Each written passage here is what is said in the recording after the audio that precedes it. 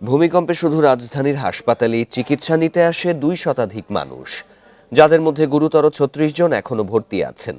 আহতদের মধ্যে বেশিরভাগই আতঙ্ক দৌড়ঝাঁপ করতে গিয়ে গুরুতর জখম হন। চিকিৎসকেরা বলছেন, ভূমিকম্পে আহতদের বাড়তি চিকিৎসা দেয়া হচ্ছে।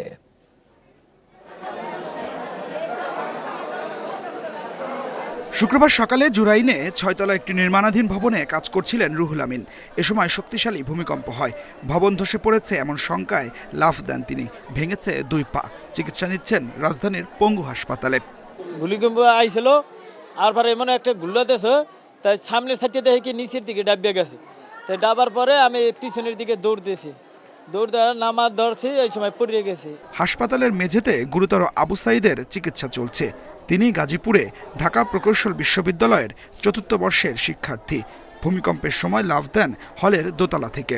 আমাদের হলের গ্লাসগুলো গ্লাস দেওয়া ছিল, গ্লাসগুলো ভেঙে পড়তেছে।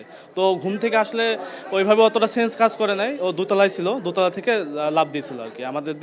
আমাদের রাস্তা আছে হলের সামনে, ওটা হলো পিচ করা, পিচের উপরে পড়ছিল, তো এই জন্য ওর পা একটা ভেঙে গেছে। ভূমিকম্পে আহত হয়ে পঙ্গু হাসপাতালে চিকিৎসা নেন 119 জন।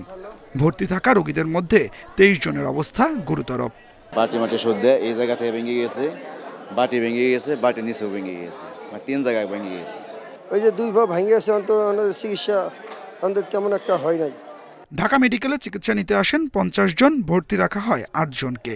আর মিডফোর্ড হাসপাতালে 16 জনের মধ্যে ভর্তি রয়েছেন 5 রোগী। 23 জন।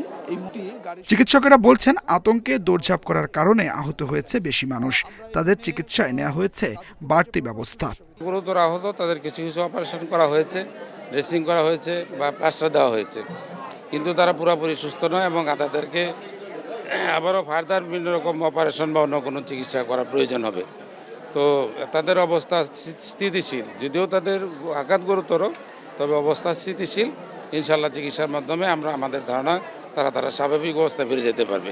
ভূমিকম্পের সময় করণীয় জানলে এ ধরনের হতাহত কমবে। এজন্য সরকারকে সচেতনতা বাড়ানোর আহ্বান বিশেষজ্ঞদের। নিচে পড়েছে এমন আদিলুর রহমান, ইন্ডিপেন্ডেন্ট নিউজ, ঢাকা।